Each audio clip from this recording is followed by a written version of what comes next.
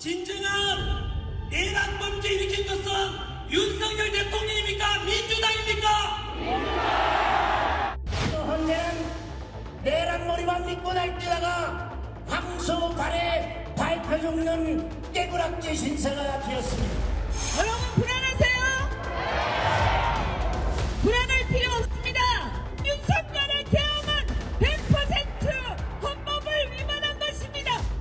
윤석열 탄핵 기간은 누구든 체포해서 살해해도 괜찮다는 면허를 주는 것입니다.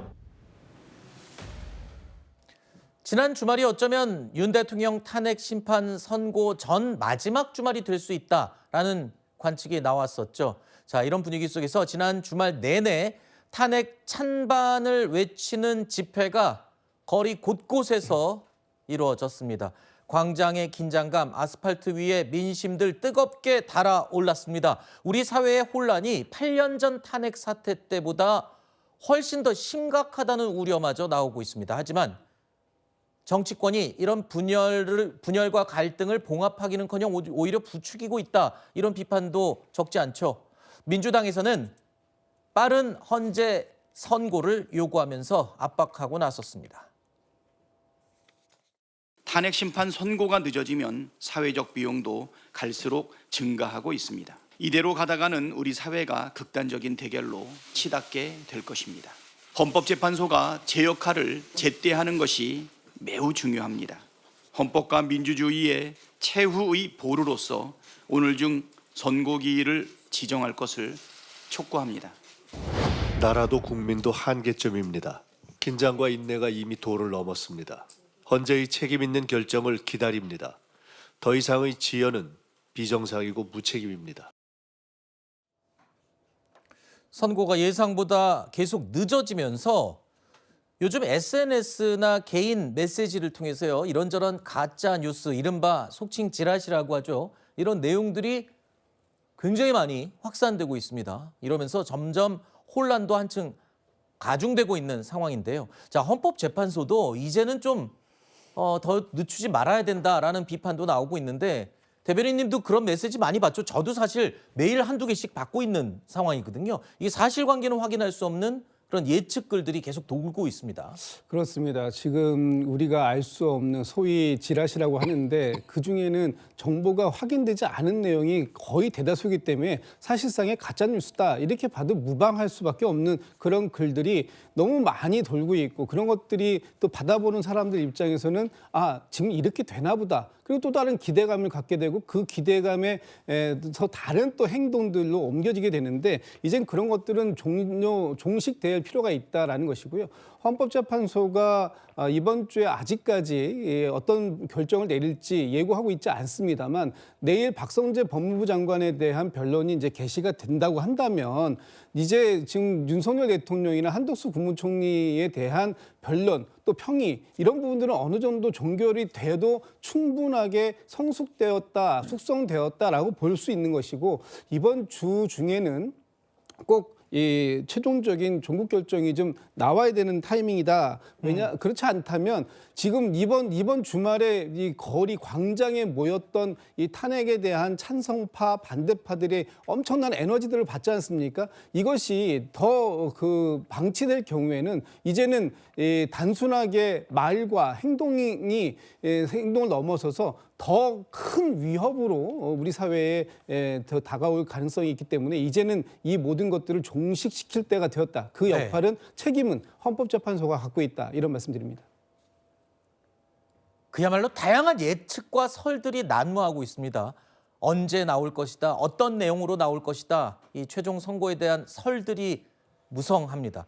자, 이러다 보니까 심지어는 이준석 개혁신당 의원 이런 주장까지 했습니다. 들어보시죠. 근데 원래 금요일 날 헌법재판소에서 보통 탄핵 판결을 낸다고 합니다. 저는 28일 가능성을 조금 더 높게 보고 있는 상황입니다. 헌법재판소에서 만약에 국민들에게는 안정을 목표로 한다 그러면은 26일로 예고된 이재명 대표의 2심 판결의 결과를 좀 그게 지나간 다음에 헌법재판소의 판결을 내리려고 하지 않을까. 뭐 대법원하고 헌법재판소가 서로 짜거나 소통해가지고 이런 걸 하지 않겠지만은 서로 눈치 게임을 하고 있을 것이다.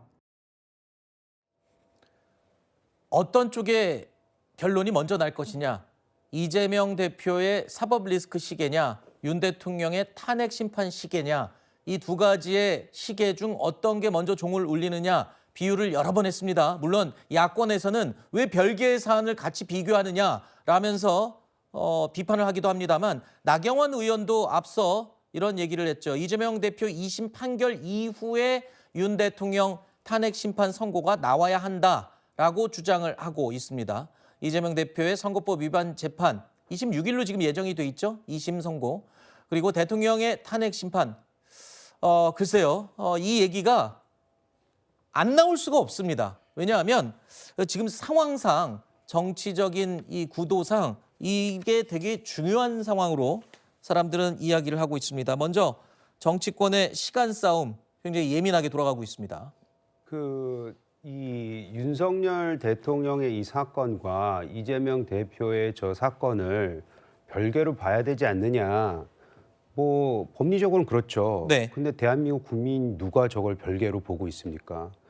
지금 국민이 가지고 있는 인식은 저 두 사람의 선고가, 그리고 지금 탄핵, 그러니까 계엄을 왜 했냐고 지금 주장하는 윤석열 대통령의 주장이 맞건 틀리건 본인의 주장은 이 모든 것이 다 연계가 돼 있고, 과도한 야당의 탄핵, 줄탄핵, 그리고 국정을 발목 잡았던 이런 내용들을 계속 얘기를 하고 있었잖아요. 그 앞에는 이재명 대통령 만들기 프로젝트, 민주당의 그것이 굉장히 그 중심을 잡고 있어요. 그렇기 때문에 이거를 따로 볼 수는 없는 것이고, 이게 언제 누가 무엇이 먼저 나오느냐는 것보다는 어떤 선고가 나느냐가 더 중요하겠죠. 네. 다만 이제 저는 정치권에서 그래도 윤 대통령 측이라든지 아니면 국회의단이라든지 국회 변호단도 빨리 이것이 헌재가 결정 내렸으면 좋겠다는 공식적인 입장을 냈습니다. 잘했다고 생각을 하고, 또 주말에 여야는 헌재 판결에 우리는 수긍하겠다 이런 얘기가 나왔잖아요.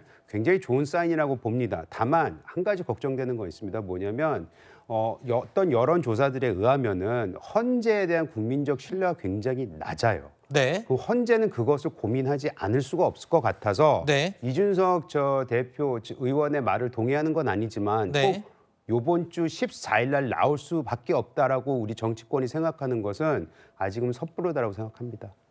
물론 지금 개인적인 의견을 전제로 하는 얘기입니다. 헌재에서 언제 선고를 내릴지는 가능성만 언급되고 있습니다. 이번 주말이 될 가능성이 가장 크다.